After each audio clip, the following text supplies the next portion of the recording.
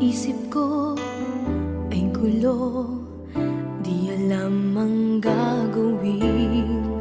Kung ako'y iiwas at sa'yo ay sasabihin na ako sa'yo'y may pagtingin.